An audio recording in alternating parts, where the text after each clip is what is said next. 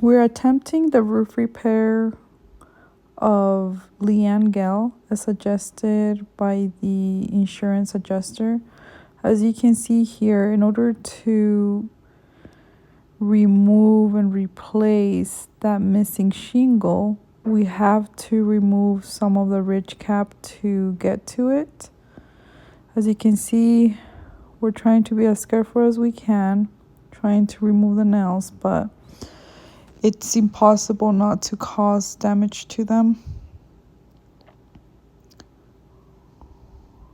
As you can see here, we're trying to remove the nail as careful as we can, but we are causing damage to the ridge caps.